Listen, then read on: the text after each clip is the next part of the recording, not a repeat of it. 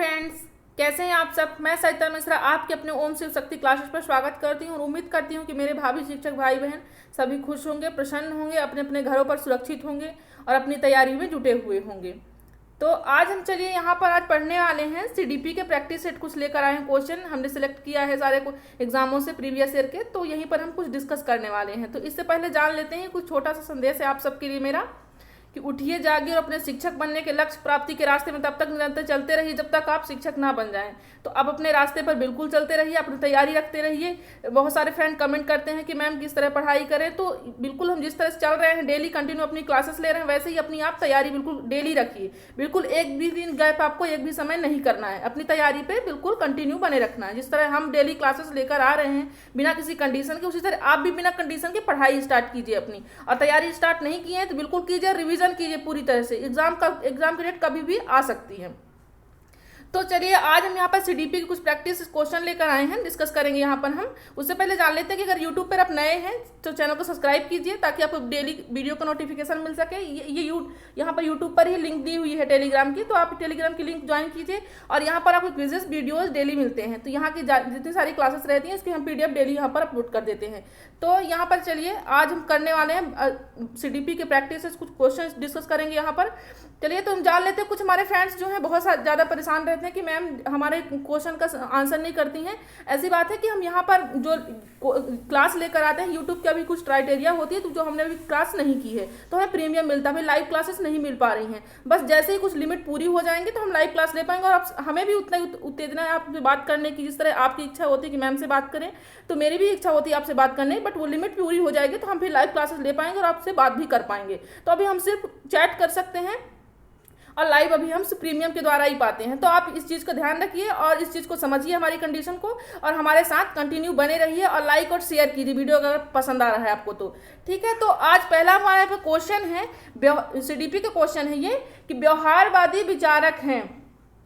कुछ विचारक जो मनोवैज्ञानिक होते हैं वो कई टाइप के हैं। कोई व्यवहारवादी है तो कोई संज्ञानवादी से जुड़ा हुआ है, तो कोई गेस्टाल्टवादी से जुड़ा हुआ है। तो यहाँ पर पूछ रखा है क्या व्यवहारवादी विचारक। हमने वैसे जीन पियाजे की थ्योरी पढ़ चुकी है, वाइगोत्स्की जी की पढ़ चुकी है, तो कोई व्यवहारवादी है तो कोई संज्ञानवादी है। तो इन सब की थ्योरी हमने पढ़ रखी है और वहाँ पर डिटेल बता रखा है कौन व्यवहारवादी है, कौन संज्ञानवादी है, तो कौन से गेस्टाल्टवादी हैं। तो अगर आपने वीडियो पिछली नहीं देखी है तो वीडियो को देखिए और यहाँ पर डिस्कस आंसर कीजिए अपने क्वेश्चन का। तो पहला आंसर यहाँ पर क्या है, क्वेश्चन क्या है हमारा, व्यवहारवादी विचारक हैं। क्या है, व्यवहारवादी विचारक हैं। पहला ऑप्शन कह रहा है हमारा कि वाटसन है, क्या वाटसन है, क्या कोहलर है। बात करें यहाँ पर थर्ड ऑप्शन की तो पियाजे जी बात कर रहे हैं। यहाँ पर ये क्या है, कोहलर है। क्या है, यहाँ पर ये कोहलर है। टाइपिंग एरर हो गई है तो आप समझिए कंडीशन को, हमारे कोहलर है। तो हमारा फोर्थ ऑप्शन क्या है, कोहलर। बात हो रही है यहाँ पर व्यवहारवादी की, तो व्यवहारवादी का जो हमारा राइट ऑप्शन है, तो राइट ऑप्शन हमारे क्या, जनक कौन माने जाते हैं, वाटसन जी माने जाते हैं। कौन माने जाते हैं, वाटसन जी। तो हमारा राइट ऑप्शन क्या होता है, थर्ड ऑप्शन हो जाता है। बात करें अगर जीन पियाजे जी की, तो ये कौन है, तो ये कौन है, ये संज्ञानवादी हैं। संज्ञानवाद अगर हम बात करें तो संज्ञान से आशय, कभी कभी क्वेश्चन डायरेक्ट बन जाता है कि संज्ञान से क्या आशय, संज्ञान से क्या मतलब है। ठीक, तो आप क्या आंसर करोगे, संज्ञान से आशय उस मानसिक संरचना से है। ठीक, आप जो सोचते हो अपने विचार, अपने मन में, अपने मन में जो आपके चलता रहता है, तो वो आप कहाँ से कहीं ना कहीं विचार उत्पन्न होते तभी तो आपके मन में आता है। तो यहाँ पर पियाजे जी ने संज्ञान से जो तात्पर्य बताया है कि मानसिक संरचना से बता, आप क्या सोचते हो, क्या फील करते हैं, उन्हीं सबसे तात्पर्य इन्होंने बताया है। तो बात करें अगर कोहलर जी के, तो कोहलर अगर क्वेश्चन बन जाता है, कोहलर जी कौन से व्यवहारवादी हैं या संज्ञानवादी हैं, तो ये कौन है, ये गेस्टाल्टवादी हैं। गेस्टाल्टवादी क्या है, थोड़ा हम ये भी जान लेते हैं। गेस्टाल्ट एक जर्मन शब्द है। क्या है, गेस्टाल्ट एक जर्मन शब्द है। तो इन्होंने बात की है सूझबूझ का इनका सिद्धांत है। हमको आगे डिटेल पढ़ेंगे, इनकी थ्योरी अभी पढ़ा नहीं हमने, तो इनका आगे थ्योरी में पढ़ेंगे। बात करें अगर इनकी थ्योरी की, तो इन्होंने अपनी थ्योरी में क्या कहा, इन्होंने थ्योरी में अपने बात की है सूझबूझ का सिद्धांत। किसका, सूझबूझ का सिद्धांत। चाहे मानव हो या पशु हो, उन्होंने सबके बारे में बताया है उन्होंने कि अगर कोई व्यक्ति काम कर रहा है, ठीक, अगर हम पढ़ाई कर रहे हैं तो पढ़ाई करते अगर बाधा उत्पन्न हो रही, मान लो हमें याद नहीं हो रहा है, अगर आप पढ़ाई कर रहे हो कोई याद नहीं हो रहा, तो क्या हो रहा है, आपकी समस्याएं बढ़ रही, बाधा उत्पन्न हो रही याद होने में, तो आप क्या करोगे, आपके अचानक ही कभी कभी अगर नहीं याद हो रहा तो आपके मन में ऐसा कर लेते हैं कि हम सुबह सुबह पढ़ते हैं या शाम पढ़ते हैं, कुछ भी आप कोई नया तरीका उसमें लॉन्च करोगे। तो वो क्या कर रहे हो, अगर आपके मन में अगर अचानक कोई विचार आ रहे हैं तो क्या हो रहा है, वो सूझबूझ आप अचानक ही उत्पन्न हो रही है। तो वो क्या है, वो सूझबूझ का उत्पन्न। फिर वो क्या करते हो आप, अगर याद नहीं हो रहा, आपने कोई क्राइटेरिया अपनाया कि नहीं हमें ऐसा करना चाहिए, ऐसे करने से याद हो जाएगा, तो आपने क्या एक सूझ निकाल लिया उसमें से। तो आप हर एक चीज का एक सोल्यूशन होता है। जैसे पढ़ाई करने का, अगर आपको याद नहीं हो रहा, समझ नहीं आ रहा, तो आप क्लासेस डेली लीजिए, तो आपको सारी चीजें समझ आ जाएंगी। कभी कभी फ्रेंड्स क्या करते हैं कि 2 मिनट 3 मिनट की वीडियो देखते हैं, इसके बाद वीडियो को स्किप कर देते हैं। तो मेरा मानना यह है कि चाहे आप हमारा वीडियो देखिए, चाहे किसी अदर पर्सन का देखिए, अगर आप चीजों को स्टार्ट किया तो एंड तक रहिए, तभी आपको चीजें समझ आएंगी कि आखिरी में था क्या। तो आप इस चीज को समझिए कि स्किप करने से मतलब नहीं, यहाँ पर मतलब ये है कि आपको समझने से, आप क्लासेस ले रहे हो तो समझने के लिए ले रहे हो, तो आप चीजों को अंत तक समझे, तभी आपको समझ आएगा। और यहाँ पर ऐसा यूट्यूब पे सारी क्लासेस चलती रहती है, ऐसा नहीं कि मेरी बस क्लासेस चलती रहती हैं, बट बात यहाँ पर कॉन्सेप्ट की है। हम एक ऑप्शन पे 4 आपको आंसर कर पा रहे हैं, यहाँ पर कॉन्सेप्ट क्लास भी दे रहे हैं, एमसीक्यू भी दे रहे हैं। तो आप क्लासेस डेली अटेंड कीजिए, और जितना आपसे हो सके, जितना आपसे हो सके, मैं ज्यादा नहीं कहती, बट जितना आपसे हो सके आप शेयर कीजिए। आप मेरा सिर्फ इतना सहयोग कीजिए, जो आप बात कर रहे हैं लाइव बात करने की कि मैम क्यों रिप्लाई नहीं कर पाती, मैं क्राइटेरिया हमने पार नहीं किया, जल्दी हम कर लेंगे अगर आप सब सहयोग अपना देंगे तो। ठीक है, अगर बात करना चाहते हैं आप तो जल्दी हमें इस क्राइटेरिया से आप भी निकालने की कोशिश कीजिए शेयर करके, बस। ठीक है, तो हमारा आंसर हो जाता है क्या, ऑप्शन नंबर फर्स्ट हमारा आंसर हो जाता है। चलिए हम सेकंड क्वेश्चन की बात करते हैं। यहाँ पर आज का हमारा सेकंड क्वेश्चन है, मनोविश्लेषणवादी सिद्धांत के प्रवर्तक हैं। मनोविश्लेषणवादी, हमने सिद्धांत पढ़ चुका है, कौन है यहाँ पर आंसर, सिगमंड फ्रायड जी हैं। कौन है, सिगमंड फ्रायड जी हैं। हमने फ्रायड जी के बारे में देखा है, उन्होंने कौन कौन से वहाँ थ्योरी दी है, वहाँ पर उन्होंने व्यक्तित्व के बारे में बताया है, मन के बारे में बताया है, और अब व्यवहार के बारे में बताया है। बात करते हैं अगर मन की, उन्होंने मन को 3 प्रकार से बताया। कौन कौन से बताया है उन्होंने, चेतन बताया है, अचेतन बताया है, और अर्धचेतन बताया है। ठीक है, उन्होंने अपने थ्योरी में 3 प्रकार की बात की। मन की बात की है, चेतन मन, अचेतन मन, अर्धचेतन मन। ठीक है, तो यहाँ पर हमने थ्योरी भी पढ़ सकी, अगर आपने नहीं देखा है तो आप देख लीजिएगा। इसी प्रकार से इन्होंने व्यक्तित्व के बारे में बताया है, ईगो सुपर ईगो, इन्होंने व्यवहार के बारे में बताया है, तो हमने थ्योरी पढ़ ली है, अगर आपने नहीं देखा तो देख लीजिएगा। तो अगर बात करें हम कैटल जी की, यहाँ पर कैटल है, यहाँ पर कैटल है, यहाँ पर आलपोर्ट है। बात करें अगर कैटल अल्पोर्ट जी की, यहाँ पर ये इन्होंने ये क्या है हम जान लेते हैं थोड़ा सा। तो अगर हम इन पे बात करते हैं तो कैटल जी अल्पोर्ट जी क्या है, सीलगुड़ सिद्धांत के बारे में इन्होंने बताया है। व्यक्तित्व के बारे में, हर एक व्यक्ति को क्या होता है, एक सिद्धांत होता है मन में, अपने हर एक व्यक्ति सिद्धांत लेकर चलता है, चाहे वो जो भी जिस प्रकार का सिद्धांत बनाए। कुछ सामान्य होता है, कुछ सामान्य होता है, कुछ कार्डिनल होता है, कुछ व्यक्तित्व होता है, मतलब पर्सनली होता है कि वो अस्थायी रहता है।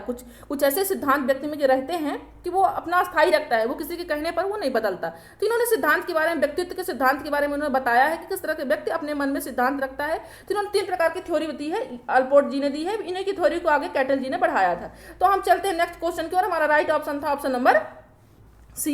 ये बहुत क्वेश्चन सीटेट में हो चाहे एमपी टेट में हो, डायरेक्ट क्वेश्चन यहीं से बनते हैं। हमने डायरेक्ट क्वेश्चन प्रीवियस से उठाया है, तो आप इसे जरूर एक बार वीडियो को देखिएगा, समझ नहीं आएगा दूसरी बार देख लीजिएगा, लेकिन देखिएगा जरूर, जब आपको टाइम मिले तब आप देखिएगा। पर ज्यादा से ज्यादा कोशिश कीजिए कि जो हम प्रीमियम का यूज कर रहे हैं तो आप लाइव देखिए, आपको क्योंकि लाइव में आपको क्या रहेगा कि आपको टाइमिंग आपको समझ भी आएगा। ठीक है, और वहाँ पे सारे फ्रेंड्स भी देख रहे हैं तो आपको मजा आएगा चैट करने में, और आप आंसर भी करते रहिए। ठीक, अभी क्राइटेरिया हमने पार नहीं किया है, इसलिए आप ये मत से मैम कह नहीं रही, अगर जिस दिन पार हो जाएगा तो लाइव हमको मिलने लगेगा, तो उस दिन हम सारी बातें अपनी शेयर करेंगे एक दूसरे से। तो यहाँ पर राइट ऑप्शन है ऑप्शन नंबर सी, फ्रायड जी हैं। नेक्स्ट क्वेश्चन क्यों चलते हैं हम अपने आज का हमारा नेक्स्ट क्वेश्चन, पियाजे जी के अनुसार मूर्त संक्रियात्मक अवस्था का समय काल है। हमने जीन पियाजे की थ्योरी पढ़ ली है। जीन पियाजे के अनुसार मूर्त संक्रियात्मक अवस्था कितने प्रकार की उन्होंने बताई है, 4 प्रकार की। कितने प्रकार की, 4 प्रकार। कौन कौन से बताए थोड़ा देख लेते हैं हम। संवेदी पेशी अवस्था इन्होंने बताया है, पहला संवेदी पेशी अवस्था, फिर पूर्व संक्रियात्मक अवस्था, फिर मूर्त संक्रियात्मक अवस्था, फिर अमूर्त संक्रियात्मक। 4 प्रकार की उन्होंने थ्योरी बताई। उनके कुछ एजेस बताए हैं, जो इनका ये यहाँ बताया जन्म से 2 वर्ष बताए हैं, फिर 2 से 7 वर्ष पूर्व का है, फिर 7 से 11 वर्ष का मूर्त का है, फिर 11 से 18 वर्ष तक का अमूर्त का उन्होंने थ्योरी बताई है अपनी थ्योरी में। तो बात यहाँ पर हम कर रहे हैं अमूर्त की, बात कर रहे हैं किसकी, मूर्त की। तो हमने पहला क्या देखा, 2 से 7, हमने जन्म से 2 वर्ष क्या देखा, संवेदी पेशी अवस्था देखा, जन्म से 2 वर्ष संवेदी पेशी देखा। फिर 2 से 7 वर्ष हमने क्या देखा, पूर्व संक्रियात्मक अवस्था। कौन सी, पूर्व संक्रियात्मक अवस्था हमने देखा है। अब बात करें यहाँ पर मूर्त संक्रियात्मक की बात हो रही है, तो मूर्त संक्रियात्मक अवस्था कौन सी अवस्था हो जाएगी, 7 से 11 वर्ष। ठीक, चलिए नेक्स्ट क्वेश्चन की चलते हैं। नेक्स्ट क्वेश्चन क्या है हमारा आज का, यहाँ पर बच्चे दुनिया के बारे में अपनी समझ का सृजन करते हैं। बच्चे क्या करते हैं, दुनिया के बारे में अपनी समझ का सृजन करते हैं। इसका श्रेय किसको जाता है, इसका श्रेय किसको जाता है। तो यहाँ पर बात करते हैं अगर 4th क्वेश्चन की, तो यहाँ पर जो पहला ऑप्शन क्या दिया, स्किनर। क्या है ये, स्किनर। टाइपिंग बहुत इरर है, तो देखिए इसकी पहला क्या है स्किनर, दूसरा क्या है पियाजे जी, तीसरा क्या है पावलोव जी है, फोर्थ क्या है हमारा यहाँ पर, फोर्थ क्या है कोहलबर्ग जी हैं। तो इन्होंने बताया कि जो यहाँ पर जो विचार दिया है इनमें से कौन से ऐसे विचारक हैं जो इन्होंने इस थ्योरी को बताया। बच्चे दुनिया के बारे में अपनी समझ का सृजन करते हैं, इसका श्रेय किसको जाता है, इतने मनोवैज्ञानिक दिए हुए हैं, इनमें से किसको जाता है, किन्होंने इसके बारे में बात की है कि बच्चे जो होते हैं अपने अपनी बातों का अपनी समझ का निर्माण स्वयं करते हैं। ये जीन पियाजे ने दिया है। कौन दिया है, ये सेकंड ऑप्शन होगा आपका, राइट होगा जीन पियाजे। जीन पियाजे कहते हैं बच्चा क्या है, एक छोटा वैज्ञानिक है, वो अपनी समझ का अपनी बातों का अपनी चीजों का स्वयं क्या निकाल लेता है, समस्या का हल निकाल लेता है। अब कोई एक खिलौना दे दो, अगर नया खिलौना आप दे भी रहे हो उसको, सबसे पहले वो क्या करेगा, उसको तोड़ेगा, तोड़ने के बाद वो उसी तरह जोड़ लेगा। अगर हेल्प चाहिए तो हेल्प लेने भी वो नहीं आएगा, खुद ही से बना करके वो अपना सृजन करेगा वो। तो बात यहाँ पर जीन पियाजे की जब हो रही है तो जीन पियाजे ने छोटा वैज्ञानिक कहा है, बच्चे को इन्होंने ये नहीं बताया कि किसी दूसरे की जरूरत होती है, बच्चा स्वयं ही सब कुछ कर लेगा। वो धीरे धीरे उम्र के साथ उन्होंने ये बताया कि उम्र के साथ वो स्वयं अपने क्षमता का विकास कर लेगा बच्चा। तो यहाँ पर राइट ऑप्शन नंबर बी हो जाएगा। नेक्स्ट क्वेश्चन की ओर चलते हैं। नेक्स्ट क्वेश्चन याद, सीखने की प्रक्रिया में अभिप्रेरणा। हम शॉर्ट में इसलिए बता रहे हैं क्योंकि हमने इसकी सारी थ्योरी पढ़ रखी है, अगर आपने नहीं देखी है तो इसकी थ्योरी देख लीजिए आप पीछे की क्लासेस में। तो यहाँ पर बात करते हैं फिफ्थ क्वेश्चन की, सीखने की प्रक्रिया में अभिप्रेरणा का क्या मतलब है।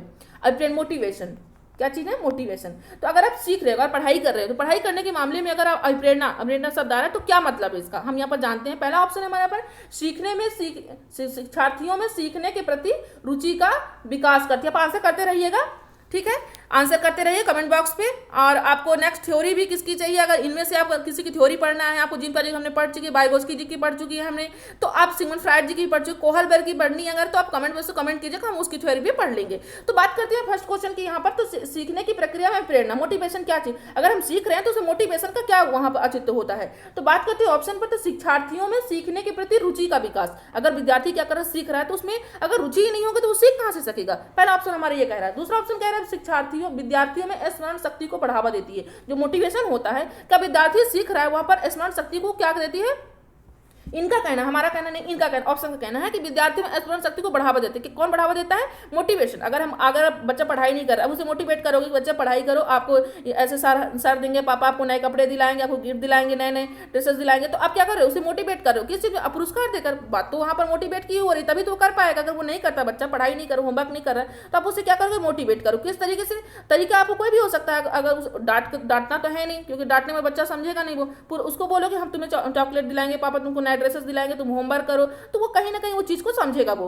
तो ये एक तरह से क्या है, अभिप्रेरणा। मोटिवेशन के बारे में भी थ्योरी, डिटेल में थ्योरी है इनकी मैस्लो जी की, तो हम बात करेंगे यहाँ पर भी। जब बात करते हैं विद्यार्थी में स्मरण शक्ति को, तो मोटिवेशन से आपको स्मरण शक्ति को बढ़ावा देती है। ये आपका सेकंड ऑप्शन कह रहा है। थर्ड ऑप्शन कह रहा है पिछले सीखे हुए नए अधिगम से अलग करती है। अगर आप कोई पिछला सीखा हुआ कोई भी चीज आप सीखे हुए उसको क्या करते हैं, उस चीज से अलग कर देती है। बात करते हैं फोर्थ ऑप्शन की, तो शिक्षार्थियों को एक दिशा में सोचने की योग, सिर्फ एक दिशा की बात कर रहा है। ऑप्शन नंबर जो हमारा फोर्थ है वो क्या कर रहा है, बात कर रहा है एक दिशा में। अगर हम मोटिवेट कर रहे हैं किसी व्यक्ति को, सिर्फ एक दिशा में जाएगा नहीं, ऐसा हमारे मोटिवेट करने का एम नहीं होता है। अगर टीचर कर रहा है, पेरेंट्स कर रहे हैं, भाई कर रहा है, कोई भी कर रहा है, तो मोटिवेट करने का मतलब एक किसी इसलिए करते हैं व्यक्ति को सिर्फ एक दिशा में जाए, नहीं वो अब हर एक चीज का विकास करे, मानसिक शारीरिक संज्ञानात्मक सब चीज उसका विकास हो, इसलिए व्यक्ति क्या करता है, मोटिवेट करता है। तो हमारे यहाँ पर बात राइट ऑप्शन की हो जाती है। तो राइट ऑप्शन हमारा क्या हो जाएगा, राइट ऑप्शन नंबर फर्स्ट हो जाएगा, क्योंकि यहाँ पर रुचि की बात हो रही है। अगर आप रुचि नहीं है यहाँ पर तो मोटिवेट आप नहीं हो, सीखना ही नहीं चाहते आप, मोटिवेट होने, अगर कोई बात ही नहीं सुनना चाहता तो आप कैसे मोटिवेट उसको कर सकते हो। लेकिन बात अगर वो रुचि रख रहा है, आप इंटरेस्ट रख रहा है, तो आपकी बात सुन रहा है, तभी तो आप उसको मोटिवेट कर पाओगे। तो बात हमारा राइट ऑप्शन हो जाएगा, ऑप्शन नंबर फर्स्ट। चलिए नेक्स्ट, यहाँ पर आप आंसर करते रहिए कमेंट बॉक्स पे और झूम के शेयर कीजिए। ऐसा लगे कि आपको जल्दी हमसे बात करना है, हमें भी आपसे बहुत सारी बातें करनी है, आप जल्दी से हमें उस क्राइटेरिया को पार करवाइए, ठीक है। तो यहाँ पर बात करते हैं सिक्स ऑप्शन की, यहाँ पर विशिष्ट बालकों के प्रकार कौन से हैं। यहाँ पर क्वेश्चन नंबर 6 क्या कर रहा है, विशिष्ट बालकों के प्रकार कौन से हैं। हमने बालक के बारे में पढ़ने, समावेशी शिक्षा में पढ़ चुका है कि बालक कितने प्रकार के होते हैं। तो यहाँ पर ऑप्शन क्या कहता है, प्रतिभाशाली बालक, पिछड़े बालक, मंदबुद्धि बालक, ये सभी बात हो रही विशिष्ट बालक। विशिष्ट बालक के अंतर्गत समावेशी में हम क्या करते हैं, एनसीएफ हमारा क्या कहता है कि बच्चे को हमको किस प्रकार पढ़ाना है, बच्चे को हमको समावेशी के तहत पढ़ाना, मतलब कि बच्चे को समान, चाहे वो प्रतिभाशाली हो, चाहे पिछड़े बालक हो, चाहे मंद, एक ही क्लास में, एक ही स्कूल में, एक ही कक्षा में एक ही टीचर पढ़ाए उसे। तो ये क्या है, समावेशी शिक्षा है। बात हम कर चुके हैं समावेशी शिक्षा की। तो समावेशी शिक्षा कहता है कि चाहे जिस प्रकार का बालक हो उसे हमें एक समान रूप से देखना है, एक समान रूप से उसे पढ़ाना है, एक समान रूप से उसे उसके साथ ट्रीट करना है, उसके किसी को स्पेशल यहाँ पर नहीं दिखाना है क्लासेस में, चाहे वो प्रतिभाशाली बालक हो, चाहे पिछड़ा बालक हो, चाहे वो मंदबुद्धि बालक हो। तो विशिष्ट बालक में ये सभी आते हैं। कौन से आते हैं? चाहे वो, क्योंकि यहाँ इसमें क्या होता है, कोई ना कोई पिछड़ा है, कोई ना कोई इसमें क्वालिटी है, क्या है, मंदबुद्धि ये भी क्वालिटी है, प्रतिभाशाली ये भी क्वालिटी है, तो ये सब क्या आते हैं, विशिष्ट के अंतर्गत आएंगे। तो हमारा ऑप्शन नंबर 4 क्या हो जाएगा, राइट हो जाएगा। चलिए नेक्स्ट क्वेश्चन पर चलते हैं। नेक्स्ट क्वेश्चन आज का हमारा, जिन बालकों की शैक्षिक उपलब्धि अपनी आयु के, अपने फ्रेंड्स की, मतलब अपने फ्रेंड्स के अन्य बालक से निम्न रहती है। अगर वहीं पर एक फ्रेंड्स क्या है, 2 बालक है, अगर एक बालक क्या करता है, अपनी फ्रेंड से कम नहीं सीख पाता, वो जल्दी नहीं सीख पा रहा है, एक फ्रेंड क्या कर रहा है, वो जल्दी सीख लेता है। तो बात यहाँ पर इन्हीं की हो रही है कि ऑप्शन नंबर फर्स्ट क्या कर रहा है, पिछड़ा बालक। जिन बालकों की शैक्षिक उपलब्धि अपनी आयु के हाँ, तो यहाँ पर बात हो रही है कि अपनी आयु के अन्य बालक से निम्न रह जाती है। तो वो कौन से बालक कहलाते हैं? यहाँ पर पिछड़ा बालक कहलाते हैं, कि मंदबुद्धि बालक कहलाते हैं, कि समस्यात्मक बालक कहलाते हैं, कि बाल अपराधी बालक कहलाते हैं? तो आंसर कीजिए कौन से बालक कहलाएंगे। तो यहाँ पर हम देख लेते हैं कि जो IQ होता है, बुद्धि, अगर हम निकालते हैं कोई बच्चा क्या है, उसके मेंटल एज क्या है, ठीक है, यहाँ पर इसका फॉर्मूला होता है MA/CA × 100। इससे हम निकाल लेते हैं मानसिक आयु अपॉन काल्पनिक आय इंटू 100 होता है। तो यहाँ पर बात करते हैं कि यहाँ पर जो बात हो रही है शैक्षिक उपलब्धि की, अपनी आयु से उसका फ्रेंड ज्यादा कर पा रहा, वो नहीं कर पा रहा, तो ये किसके क्राइटेरिया के अंतर्गत आएगा, ये किसके अंतर्गत आएगा? तो हम ये किसके अंतर्गत आएगा, ये पिछड़ा बालक, क्योंकि ना तो ये मंदबुद्धि है, क्योंकि आप इसे मंदबुद्धि नहीं कह सकते हो, क्योंकि कहीं ना कहीं कर वो भी रहा होगा, बस बात ये है कि वो अपने फ्रेंड से थोड़ा कम कर पा रहा है। तो यहाँ पर मंदबुद्धि नहीं है, यहाँ पर समस्यात्मक बालक भी नहीं, क्योंकि यहाँ पर जो कोई आक्रामक व्यवहार भी नहीं कर रहा है कि आप उसे समस्यात्मक कह सकते हो, ना तो यहाँ पर बाल अपराधी की बात हो रही है, तो बाल अपराधी भी उसे नहीं कह सकते हो। तो क्या कह सकते हो आप उसे, पिछड़ा बालक। आपका राइट ऑप्शन क्या हो जाएगा, ऑप्शन नंबर फर्स्ट। हम नेक्स्ट क्वेश्चन की ओर चलते हैं। शेयर करते रहिएगा, शेयर करना बिल्कुल नहीं भूलना है आपको, आपका सिर्फ एक शेयर करना, ज्यादा से ज्यादा लोगों को लाइव जोड़ना है यहाँ पर। तो हम अब नेक्स्ट क्वेश्चन की बात करते हैं कि बाल अपराध का कारण नहीं है क्या?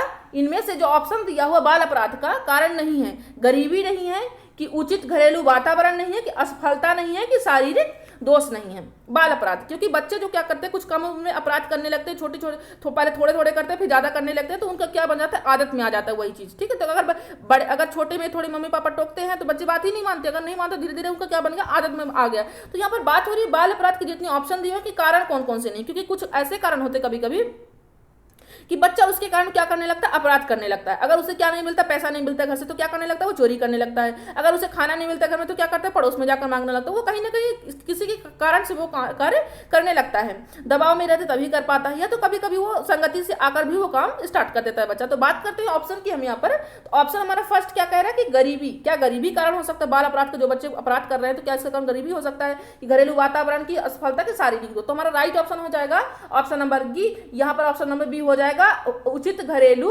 वातावरण। बात यहाँ पर जो वातावरण, गरीबी के कारण भी बच्चा करने लगता है, असफलता करने, बार बार सफल नहीं हो रहा है, वो असफलता की ओर वो ज्यादा जाता है, तो सोचता है यार मैं कितना भी करता हूँ लेकिन मैं असफल हो ही जाता हूँ, तो मैं क्यों ना ये काम करूँ। तो वो भी कहीं ना कहीं बार अपराध के कारण आ जाता है। शारीरिक दोष, कहीं ठिकना है, कहीं कुछ भी है, तो वो क्या सोचता है कि यार मैं ऐसा नहीं हूँ, मैं हैंडसम नहीं, ऐसा नहीं वैसा, तो वो क्या करने लगता है, वो सामने वाला भी कुछ ना कुछ नुकसान पहुंचाने की, ये अच्छा बंदा है, इसको ऐसा करना है मुझे, तो वो कहीं ना कहीं उसके क्राइटेरिया में भी आ जाता है। तो हमारा right option option number B है। नेक्स्ट क्वेश्चन की हम चलते हैं। शिक्षक को बच्चे की जिज्ञासा शांत करनी चाहिए क्या? शिक्षक को बच्चे की जिज्ञासा शांत करनी चाहिए क्या? ऑप्शन जो दिया है हमारा कि जब शिक्षक फुर्सत में हो तब उसकी जिज्ञासा शांत करे। अगर कोई बच्चा आपसे बार बार पूछ रहा है, जैसे बहुत सारे फ्रेंड्स हमारे कमेंट करते हैं कि मैम आप रिप्लाई नहीं करती, तो हम इसकी इनकी जिज्ञासा को कैसे शांत कर सकते हैं, उन्हें बता सकते हैं कि हम इस क्राइटेरिया में नहीं है ना। तो अपनी बातों को जो कंडीशन है हमारे, उनको शेयर कर सकते हैं। अगर वो हमारे फ्रेंड्स हैं तो हम जरूर समझेंगे। तो बात यहाँ पर ऑप्शन की हो रही है कि अगर जिज्ञासा कोई जानना चाहता है तो हम उसे बताएंगे कैसी बात है, तो यहाँ पर तुरंत बताएंगे, नहीं तो बच्चा क्या समझ नेक्स्ट क्लास में नहीं आएगा, वो सोचेगा मैम तो रिप्लाई नहीं कर पा रही हैं, करती नहीं मैम, हमसे नाराज है, या किसी और से करती, हमसे नहीं करती। तो यहाँ पर बात भेदभाव की हो जाती, बस ऐसी बात नहीं है, हम भी आपसे उतना ही बात करना चाहते हैं। तो यहाँ पर बात ऑप्शन की जो हम करते हैं, तो जब शिक्षक फुर्सत में, जो बच्चा कोई जानना चाहता है, क्लास में कोई बच्चा कुछ भी क्वेश्चन पूछ रहा है, तो शिक्षक को वर्तमान में क्या करना चाहिए। जब शिक्षक फुर्सत में, अगर बच्चे को कह दे कि अभी नहीं, मैं बाद में बताऊंगा, जब फुर्सत रहूंगा तब मैं तुम्हें बताऊंगा, पर बच्चा जब तुरंत पूछ रहा है आपसे तो आपको तुरंत ही जवाब देना चाहिए। क्या बोल देना चाहिए उसके विद्यार्थी फुर्सत में हो तब बताओ, कि शिक्षक फुर्सत में हो तब उसका आंसर बताओ, कि कुछ समय पश्चात शिक्षक कह दे कि नहीं कुछ समय पश्चात बताएंगे, कि यहाँ पर राइट ऑप्शन हमारा ऑप्शन नंबर डी हो जाएगा। क्यों हो जाएगा? क्योंकि यहाँ पर बात कह रहा है कि जब जब विद्यार्थी की जिज्ञासा हो तभी जिज्ञासा को शांत करनी चाहिए शिक्षक को। शिक्षक को क्या करना चाहिए, तत्काल विद्यार्थी की जिज्ञासा को कंप्लीट करना चाहिए कि बच्चा जानना क्या चाहता है, क्यों जानना चाहता है, उसके रीजंस को और उसको शांत करना चाहिए। उसको अगर आप आंसर कर दोगे तो क्या उसकी जिज्ञासाएं शांत हो जाएंगी। तो हमारा राइट ऑप्शन नंबर डी हो जाएगा, option number D. Next question की बात करते हैं हम। यहाँ पर बहुत ही प्यारा क्वेश्चन है अब्राहम मैस्लो। यहाँ पर फेमस क्वेश्चन है, हर बार आता है क्वेश्चन, चाहे एमपी टेट हो, रीट हो, यूपी टेट हो, कोई भी टेट का एग्जाम हो, ये क्वेश्चन जरूर बनता है। आपको ये ध्यान में रखकर एग्जाम में जाना है कि अब्राहम मैस्लो के बारे में कुछ ना कुछ जरूर पूछेगा, इनकी थ्योरी भी है। तो यहाँ पर अब्राहम मैस्लो मूल रूप से कौन है, व्यवहारवादी हैं कि मानवतावादी हैं कि प्रगतिवादी हैं कि यथार्थवादी हैं, कौन से वादी हैं। तो यहाँ पर बात अब्राहम मैस्लो मूल रूप से कौन से हैं, तो ये हैं मानवतावादी। कौन से हैं, ये मानवतावादी हैं। इनका हम कुछ थ्योरी देख लेते हैं कि इन्होंने कौन सी थ्योरी बताई है।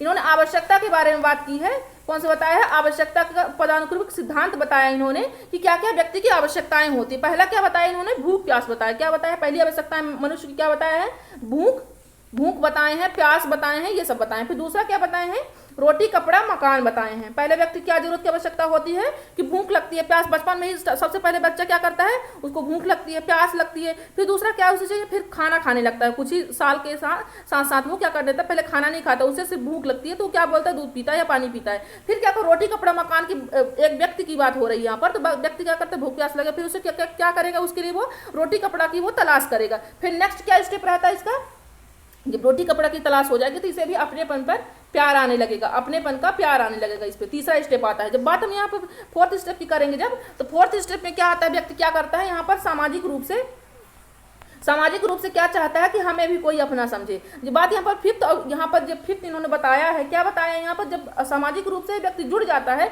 तो फिर क्या होने लगती है कि सेल्फ, मुझे भी कुछ कहीं ना कहीं इमेज होनी चाहिए, मेरी भी समाज में, तो स्वयं के बारे में भी सोचने लगता है। तो इन्होंने जो बताया है, तो 5 प्रकार से इन्होंने सिद्धांत बताए हैं। उन्हीं के अंदर एक शंकु टाइप का इनका सिद्धांत है, इसी के तहत इन्होंने बताया। पढ़ेंगे इसके बाद थ्योरी भी पढ़ लेंगे हम। आवश्यकताओं के, मनुष्य की आवश्यकताओं के बारे में उन्होंने बात की। तो राइट ऑप्शन नंबर बी हो जाएगा। चलिए नेक्स्ट क्वेश्चन की ओर चलते हैं। नेक्स्ट क्वेश्चन क्या है हमारा आज का, आंसर करते रहिए कमेंट बॉक्स पे और शेयर करना बिल्कुल नहीं भूलना है आपको। ज़्यादा से ज़्यादा लाइव जोड़िए आप, क्योंकि यहाँ पर हमारे पास व्हाट्सएप पर भी और टेलीग्राम पे भी बहुत सारे फ्रेंड जुड़ गए हैं। तो सभी लाइव हो जाएं और सभी क्लासेस को एंजॉय करें। तो यहाँ पर देखते हैं कि यहाँ पर निम्नलिखित में से कौन सा शैक्षिक पिछड़ेपन को जन्म नहीं देता है। क्वेश्चन क्या कह रहा है कि निम्नलिखित में से कौन सा कारण शैक्षिक पिछड़ेपन को जन्म नहीं देगा।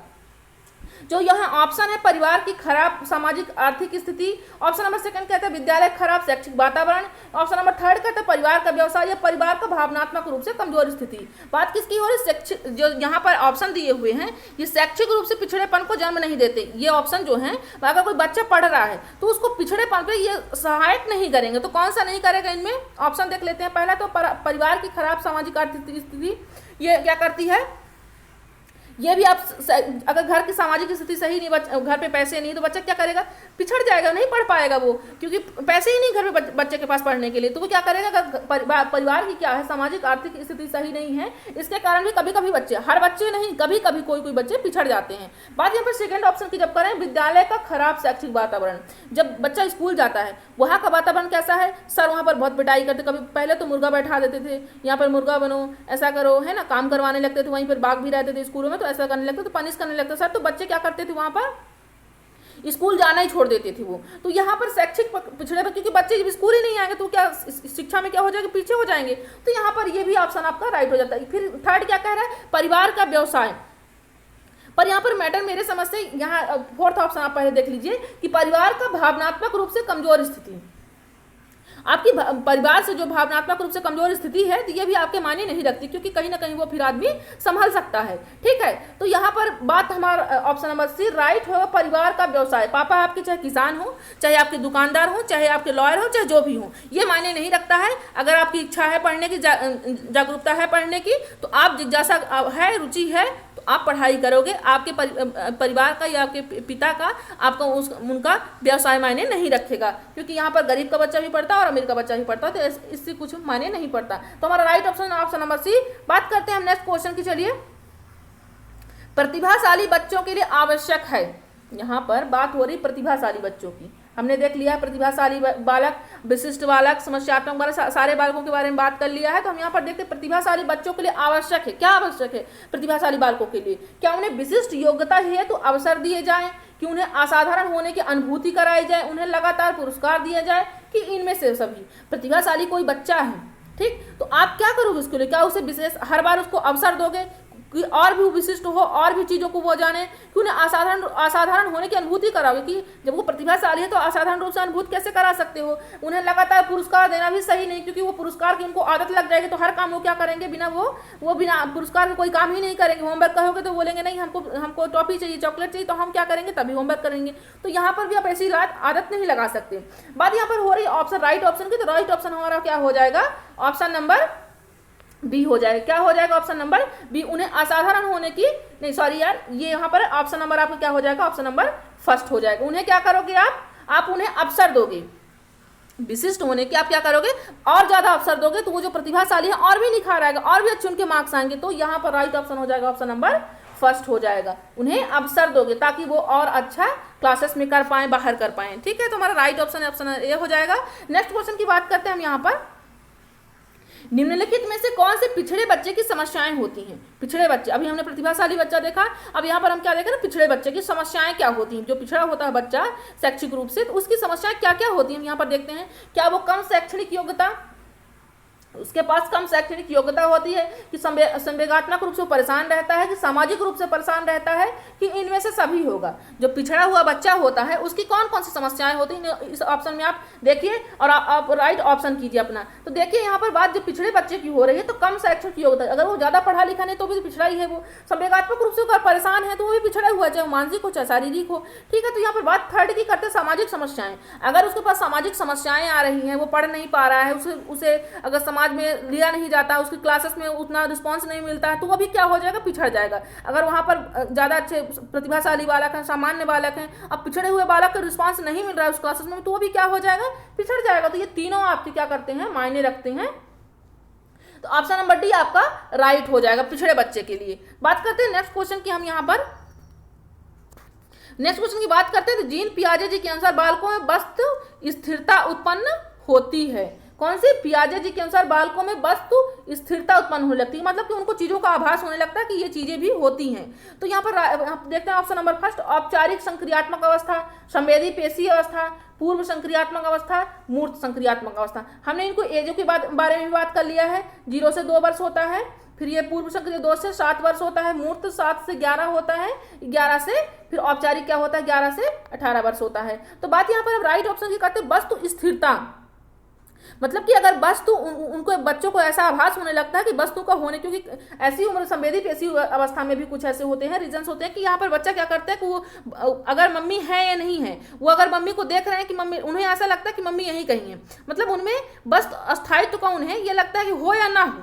लेकिन ये चीज़ है यहीं पर। अगर वो सही में भी नहीं होते तभी उन्हें यही लगता है कि नहीं ये चीज़ है, मम्मी को वो देख रहे हैं कि मम्मी खड़ी थी, मतलब यही कहीं है, भले वो चली गई हो। तो ये अवस्थाओं की कुछ अपनी अपनी विशेषताएं होती हैं। तो वस्तु स्थिरता की बात हो रही है, तो ये पूर्व संक्रियात्मक अवस्था हो जाए, क्योंकि यहाँ पर जो बस स्थिरता की बात, उत्पन्न होने की बात हो रही है, क्योंकि कंप्लीटली जो डेवलप होता है वो तो होता है मूर्त में होता है, लेकिन बात यहाँ पर सिर्फ उत्पन्न होने की हो रही है। तो वो क्या हो जाएगा हमारा right option, option number C, पूर्ण संक्रियात्मक अवस्था। वस्तु स्थिरता से थोड़ा देख लेते हैं क्या मतलब है यहाँ पर। वस्तु स्थिरता का मतलब है कि अगर कोई चीज नहीं भी है पर इन्हें लगता है कि जैसे कि है यहीं पर, मतलब ये सिर्फ उत्पन्न हो रहा है, जैसे संवेदी में हो रहा था वैसे यहाँ पर भी होता है कि यहाँ पर लगता है कि ये चीज है। अगर वहाँ इस उम्र में जो होता है जीववाद का भी इनमें विकास होता है। जीववाद से तात्पर्य यहाँ पर ये है कि अगर कोई गुड्डा हो, टेडी हो, तो भी क्या समझते हैं कि हमसे बात करेगा। वहाँ पर भी जो हर चीज, चाहे वो सजीव हो चाहे निर्जीव, सब में वो क्या देखते हैं, सजीवता देखने लगते हैं। तो यहाँ पर right option, option number C हो जाए। चलिए नेक्स्ट क्वेश्चन की ओर चलते हैं हम। आज का नेक्स्ट क्वेश्चन क्या है हमारा यहाँ पर, फ्रायड, पियाजे एवं अन्य मनोवैज्ञानिकों में व्यक्तित्व विकास की विभिन्न अवस्थाओं के संदर्भ में व्याख्या कीजिए। परंतु पियाजे जी ने जो बताया है इनके बारे में हम देखते हैं। यहाँ पर बात क्या हो रही है, फ्रायड, पियाजे एवं अन्य मनोवैज्ञानिकों में व्यक्तित्व विकास की विभिन्न अवस्थाओं के संदर्भ में व्याख्या की है। परंतु पियाजे जी ने किसकी बात की है, यहाँ पर यह पूछा गया कि अलग अलग जो फ्रायड जी हैं, पियाजे जी हैं, इन्होंने अलग अलग व्यक्तित्व विकास की अवस्थाओं के बारे में व्याख्या किया है। परंतु पियाजे जी यहाँ पर किसकी बात कर रहे हैं हम ऑप्शन में देख लेते हैं लेकिन यहाँ पर पियाजे जी किसकी बात करते हैं। पहला ऑप्शन है हमारा, कहा कि विकास की अवस्थाएं वातावरण से निर्धारित होती। उनका कहना था कि वातावरण, जो विकास की अवस्थाएं होती हैं वातावरण से निर्धारित होती हैं। यहाँ पर हमको देखना कि पियाजे जी का क्या कहना था। फ्रायड जी के बारे में बता रहा है, पियाजे जी, लेकिन हमको राइट ऑप्शन देखना कि पियाजे जी क्या कह रहे थे। कहते हैं, कहा कि शैशवावस्था, यहाँ पर टाइपिंग एरर है, शैशवावस्था के अनुभव ही अधिक प्रभावित होते, बाकी अवस्थाओं के सीमित प्रभाव होते हैं। इनका कहना है कि क्या शैशवावस्था के अनुभव ही अधिक प्रभावित होते हैं, बाकी अवस्थाओं के नहीं होते, कोई सीमित प्रभाव होते हैं। थर्ड ऑप्शन हमारा कहता है विभिन्न अवस्थाओं को समझाने के लिए संज्ञानात्मक बदलाव के बारे में कहा। ऑप्शन नंबर फोर्थ में कहता है कि इनमें से सभी बात जब संज्ञानात्मक की हो और ऑप्शन क्या हो, जीन पियाजे की, तो आपका राइट ऑप्शन क्या होगा, वहां पर जीन पियाजे ही होगा। क्या होगा, संज्ञानात्मक। तो हमारा राइट ऑप्शन मिल गया ऑप्शन नंबर सी, क्योंकि बात इन्होंने किसकी की है, संज्ञानात्मक बदलाव के बारे में बात की है कि किन अवस्थाओं में क्या बदलाव होते हैं बच्चे के, तो इन्होंने इस पे बात की है। तो यहां पर राइट ऑप्शन हो जाएगा राइट ऑप्शन नंबर सी। चलिए नेक्स्ट क्वेश्चन को चलते हैं। आज का हमारा नेक्स्ट क्वेश्चन यहाँ पर, समस्या समाधान प्रायः उन विद्यालयों में सफल है।